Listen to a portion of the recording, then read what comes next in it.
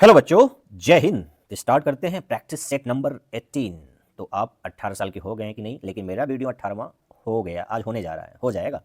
इससे पहले हमने 1 से लेकर 17 प्रैक्टिस सेट का प्रैक्टिस कराया आपको, और आपने अच्छे से किया। मुझे अच्छा लगता है कि जब आप कमेंट बोलते हो कि हमने 9 किया, 10 किया, यानी 12 में से, और ये क्वेश्चन का आंसर ये होगा, तो थोड़ा सा प्रयास जो मैं करता हूँ कि आपके लिए, तो फीडबैक आने से थोड़ा सा अच्छा लगता है कि आप देख रहे हैं। इसी का मतलब है कि आप देख रहे हैं, मैं जिनके लिए बना रहा हूँ उसमें सफल हो रहा है। चलिए 18वें क्वेश्चन सेट प्रैक्टिस सेट में पहला क्वेश्चन क्या है। आसान है, यदि आप लैब में इसको, बहुत आसान है ना, किए होंगे, नहीं किए होंगे तो आपकी क्या बता सकता हूँ मैं, कि पोटेशियम डाइक्रोमेट साम्यावस्था पोटेशियम क्रोमेट के साथ होता है कब। ऑप्शन है क्षारीय माध्यम में होता है, अम्लीय माध्यम में होता है, होती है मैं होता है पढ़ रहा हूँ, उदासीन माध्यम में होता है, का अस्तित्व नहीं होता। क्या ऐसा होता है? तो आपने डी ब्लॉक ए ब्लॉक को अच्छे से पढ़ा है या प्रैक्टिकल में जाकर लैब में किया है। तो पोटेशियम डाइक्रोमेट पोटेशियम क्रोमेट में चेंज होता रहता है। कब चेंज होता है, कैसे चेंज होता है, और इक्विलिब्रियम, यहाँ पूछा है इक्विलिब्रियम में कब होगा। तो आंसर पहले मैं बता दूँ, फिर एक्सप्लेनेशन थोड़ा देर में देता हूँ।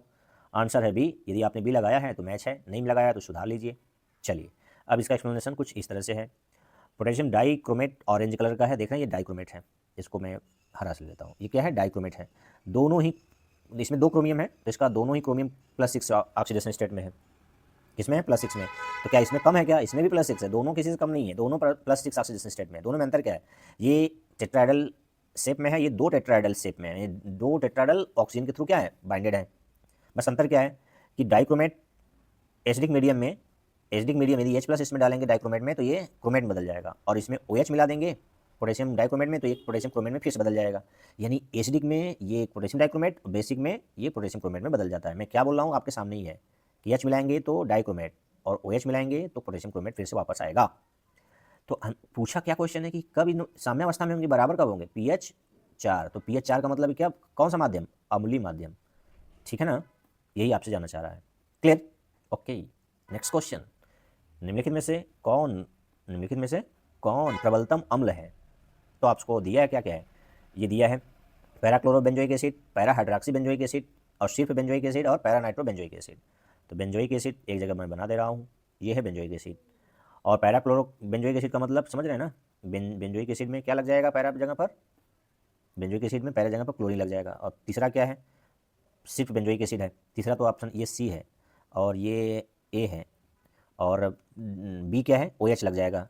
ठीक है, बी है, OH लग जाएगा। और डी क्या है, बेंजोइक एसिड में पैरा पोजीशन पे क्या लग जाएगा, NO2।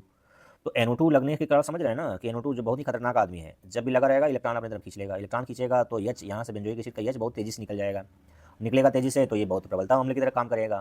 ठीक है ना, ये सबसे ज़्यादा खतरनाक एसिड होगा इन तीनों की तुलना में। सब एसिड होंगे लेकिन ये सबसे ज़्यादा होगा, इसलिए प्रबलतम अम्ल कहलाएगा। अच्छा, इसका pKa वैल्यू क्या होगा, सबसे अधिक होगा या सबसे कम होगा, क्या होगा बताइएगा। यदि इसी को प्रबलतम अम्ल की जगह पर क्या कह दे, ऐसा ना दे, कहेगा कि किसका pKa वैल्यू मान सबसे कम होगा, तो आंसर क्या लगाएंगे आप। चलिए नेक्स्ट, माल्टोज बना होता है, जानते हैं माल्टोज किसमें पाया जाता है? अनाज की शर्करा कहा जाते हैं, शर्करा।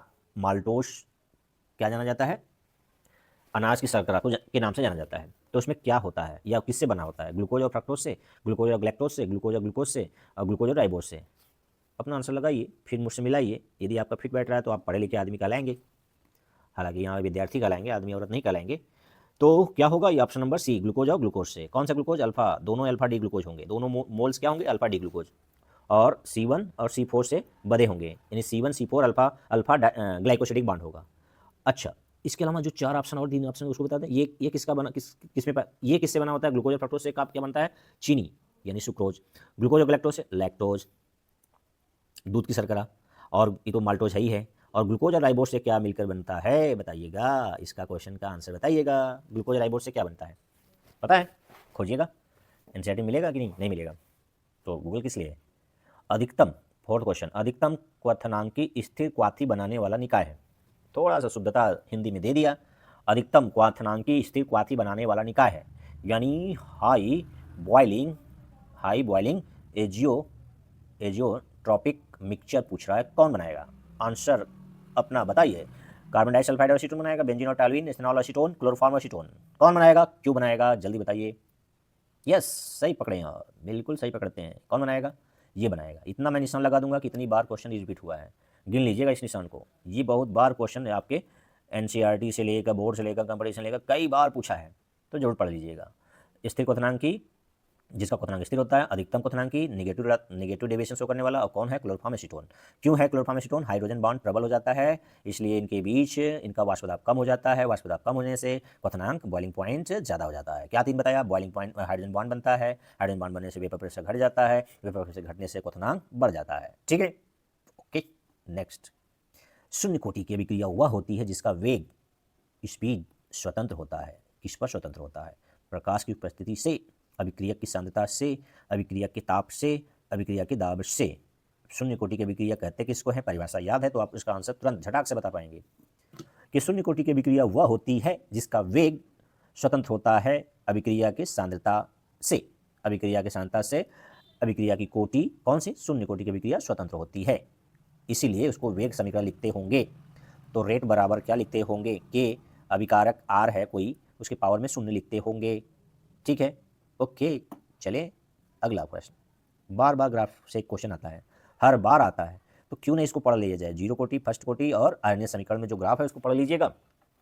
तीनों में सरल सरल सरल सरल रेखा आती है, सीधी सीधी रेखा, सरल रेखा या सीधी रेखा। तो क्वेश्चन पढ़िए, आयनीय समीकरण में जब 1/t के साथ log k का ग्राफ खींचा जाता है तो एक सीधी रेखा प्राप्त होती है जिसकी, किसकी, जिसकी, ये चार ऑप्शन है, बताइए कौन सा लगाएंगे? आ रहा है तो फटाक से लगाइए, नहीं आ रहा है तो मैं फटाक से बता दूं। आयनीय समीकरण 1/t, एक्स एक्सिस पर, वाई एक्सिस पर log k, log जब k है तो समझ जाइए कि 2.30 रहेगा। तो जहाँ log आ गया, यदि ln रहता तो 2.30 नहीं रहेगा, और log है तो 2.30 रहेगा, याद रखिए। तो इसमें कहीं 2.30 है, एक ट्रिक बता रहा हूँ, 2.30 देखना है। तो ये स्लोप आएगा नेगेटिव, क्या आएगा? Slope negative. नेगेटिव में क्या आएगा? ये एक्टिवेशन एनर्जी, ये अपान आर, और आर में क्या मल्टीप्लाई कर देना है? 2.303, क्योंकि लॉग में लिया है, लॉग के है, इसलिए ऑप्शन नंबर डी में। ठीक है ना? ठीक है ना? चलिए नेक्स्ट, 7वां क्वेश्चन, फिर से महत्वपूर्ण क्वेश्चन हो सकता है, यदि यह आपको आ गया है तो, नहीं आया है तो महत्वपूर्ण है, आ गया तो सरल है। निम्नलिखित में से कौन सा नाभिक रागी प्रतिस्थापन अभिक्रिया के प्रति सर्वाधिक अभिक्रियाशील है? Benzene, chlorobenzene, chloropropane, chloroethene, chloropropyne. अपना आंसर जरूर समझाइए, क्यों लगा रहे हैं किसको? तो यदि आपने लगा दिया है डी को, किसको? डी को, तो सही लगा दिया है, चाहे तुक्का से चाहे कॉन्सेप्ट से। कॉन्सेप्ट में जाएं तो ये देखिए, जो बेंजीन रिंग होता है वो इलेक्ट्रॉन रिच होता है, इलेक्ट्रॉन रिच पर नाभिक नहीं अटैक नहीं कर पाता है, तो ये तो गया काम से कि इस पर नहीं होगा, पहले होगा ही नहीं, जल्दी बात, होगा तो बहुत उच्च दाब लग जाएगा। चलिए ये तो खत्म, ये खत्म है। आते हैं बी में। बी में तो होगा, न्यूक्लियोफाइल आता है और सीएल यहाँ से निकलता है और अटैक कर जाता है, होगा। चलिए इसमें होगा, संभव है।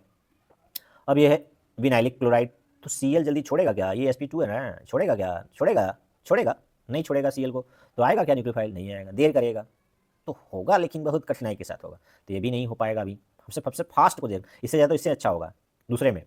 अब नीचे वाला देखते हैं, जो एलाइलिक है ये गया और ये प्लस बना, तो ये स्टेबलाइज हो गया रेजोनेंस के कारण। क्या लग गया इसमें? रेजोनेंस लग गया, और रेजोनेंस लगते हैं स्टेबलाइज हो जाएगा, इंटरमीडिएट स्टेबलाइज होगा, तो ऐसा रिएक्शन फास्ट होगा तो वो सर्वाधिक क्रियाशील होगा। समझ गए आंसर क्यों है ये? कि ये रेजोनेंस स्टेबलाइज है, ये रेजोनेंस डिस्टेबलाइज है, और ये वाला तो है, इसके बाद इसका नंबर आता है, और इसके बाद नहीं पता है, इसके बाद फिर तीसरे का आएगा सी का, फिर उसके बाद डी का। इसमें तो पहले होगा ही नहीं, क्योंकि बेंजीन रिंग ना ना ना ना ना करेगा, हम नहीं जाएंगे, हम नहीं करेंगे। ठीक है, जैसे कुछ डॉट डॉट डॉट नहीं बोलना है मुझे। अगला, निम्नलिखित अभिक्रिया में प्राप्त उत्पाद X है, तो कौन सी अभिक्रिया है? ये अभिक्रिया है कि साइक्लोहेक्सेन है, उसमें एक तरफ कीटोन लगा है ग्रुप, एक तरफ CHO लगा है। अब उसका किसके साथ हो रहा है, क्या हो रहा है? इसके साथ हो रहा है टॉलेन अभिकर्मक, देख रहे हैं ना, AgNH3 का होल ट्वाइस प्लस है OH है, ये टॉलेन अभिकर्मक। तो इस परीक्षा का नाम पता है? इस परीक्षा को क्या कहते हैं? Silver mirror test. हिंदी में नाम बताइएगा आप जरूर कि इसको क्या कहते हैं, सिल्वर मिरर टेस्ट को। और कौन देता है? एल्डिहाइड देता है। क्या बनाता है? कार्बोक्सिलिक में जाता है। एल्डिहाइड किस में जाता है? कार्बोक्सिलिक में, COO-। और कीटोन एज इट इज बना रहता है, कोई फर्क आता है? नहीं, क्योंकि ये माइल्ड ऑक्सीडाइजिंग एजेंट है। ये कीटोन एल्डिहाइड को विभेद करने के लिए तो टेस्ट किया जाता है। तो बताइए किस में चेंज हो रहा है? एल्डिहाइड में। कहाँ पर हो रहा है? ऑप्शन नंबर बी में देखिए, ये कार्बोक्सिलिक में गया, और सभी जगह देख लीजिए, और सभी जगह देखेंगे तो ये एल्डिहाइड और OH हो गया, तो यानी कीटोन में हो गया, नहीं हो पाएगा। ये एल्कोहल नहीं हो पाएगा, ये एल्कोहल नहीं हो पाएगा, तो ऑप्शन नंबर बी करेक्ट हो जाएगा। कौन सा ऑप्शन? बी। ठीक है ना, कीटोन एज इट इज रह जाएगा। यार एज इट मतलब समझ रहे हैं ना, कोई परिवर्तन नहीं होगा उसमें, 9वां क्वेश्चन फिर से इंपॉर्टेंट है, बहुत सरल क्वेश्चन है, सबको आना चाहिए। निम्नलिखित में से किसका क्वथनांक उच्चतम है? और उच्चतम का काढ़ा बताएंगे, आंसर तुक्का लगा दीजिए। अरे डी लगा दिए, ओके, आंसर नंबर डी होगा, एसिटिक एसिड का क्वथनांक सबसे उच्चतम होगा। क्यों? क्यों? इसलिए कि ये क्या बनाएगा, हाइड्रोजन बॉन्ड बनाएगा, और जो हाइड्रोजन बॉन्ड बनाएगा उसका क्वथनांक अधिक हो जाता है, पानी में घुल जाता है यदि जल के साथ बना रहा है तो। और जबकि एल्डिहाइड या एसिटिल क्लोराइड या एसीटोन हाइड्रोजन बॉन्ड बनाने में क्या है, असमर्थ है, बनाते ही नहीं है, तो नहीं बनाएंगे तो क्वथनांक घट जाएगा, बनाएगा तो क्वथनांक उच्च हो जाता है। तो बनाएगा कौन, एसिटिक एसिड। चलिए, ये डायमरिक हो जाता है, एग्जांपल लिया है आपके बिलियन चैप्टर में कि एसिटिक एसिड बेंजीन में, कौन से बिलियन में, पानी में नहीं, किसमें, बेंजीन में डायमरिक हो जाता है। तो डायमरेज क्यों हो जाता है पता है ना, क्योंकि ये एक अणु है यहाँ तक और दूसरा अणु ये है, ये दोनों ही क्या हो जाते हैं, हाइड्रोजन बॉन्ड के जरिए जुड़कर एक यौगिक एक अणु की तरह काम करते हैं, इसलिए आई का मान, आई फैक्टर मतलब वन फैक्टर का मान घट जाता है, क्योंकि यहाँ एसोसिएशन हो जाता है। हालांकि ये बेंजीन में, यहाँ पर तो बिलियन की में बात की जा रही है, यहाँ पे खुद अकेले है, किसी के साथ नहीं है, तो हाइड्रोजन बॉन्ड बनाने की वजह से इसका क्वथनांक उच्चतम होगा। ठीक है, नेक्स्ट पॉइंट, निम्नलिखित में से किस कारण से फिनॉल नाभिक रागी प्रतिस्थापन अभिक्रिया आसानी से नहीं करता है। फिनॉल, ये फिनॉल नाभिक से नहीं प्रतिस्थापन अभिक्रिया, नाभिक से नहीं, इस पर अटैक नहीं कर पाता है। क्यों? क्योंकि COH आबंध में आंशिक द्विबंध लक्षण होता है, CC आबंध में आंशिक द्विबंध लक्षण होता है, फिनॉल का अम्लीय स्वभाव होता है, फिनॉक्साइड आयन का अस्थायित्व होता है। बताइए बताइए बताइए। तो आपने यदि लगाया तुक्का या सही, तो ए वाला सही है। क्यों? तुक्का मैं ऐसे ही बोल रहा हूँ, लेकिन आप समझदार हैं तो आप लगाएंगे समझदारी से कि फिनॉल का OH लोन पेयर रखता है ना, और रेजोनेंस जब होता है तो ये डबल बॉन्ड यहाँ से शिफ्ट होता है, तो ये लोन पेयर यहाँ पर देकर क्या बनाता है, रिश्ता बनाता है। वो रिश्ता का नाम क्या है, डबल बॉन्ड। तो किसके किसी बीच डबल बॉन्ड आया, आंशिक रूप से O और C के बीच, तो COH और OH के बीच क्या हो गया, आंशिक द्विबंध लक्षण आ गया। तो ऑप्शन नंबर ए में दिया है। ठीक है, ठीक है। तो आंशिक द्विबंध किसके किसके बीच, C और OH के बीच, इसलिए ये नाभिक से प्रतिस्थापन अभिक्रिया नहीं देता है। नेक्स्ट 11वां क्वेश्चन आपके लिए इंपॉर्टेंट है, पढ़िए। ये है एल्कोहल 2 मेथिल प्रोपेनॉल के संश्लेषण के लिए मेथेनल समझ रहे हैं, फार्मल्डिहाइड है, CH डबल बॉन्ड OH।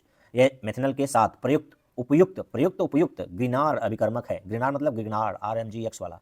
तो ये R कौन सा संरचना रखेगा, RMGX में कौन सा होगा, चारों में से बताइए जल्दी से।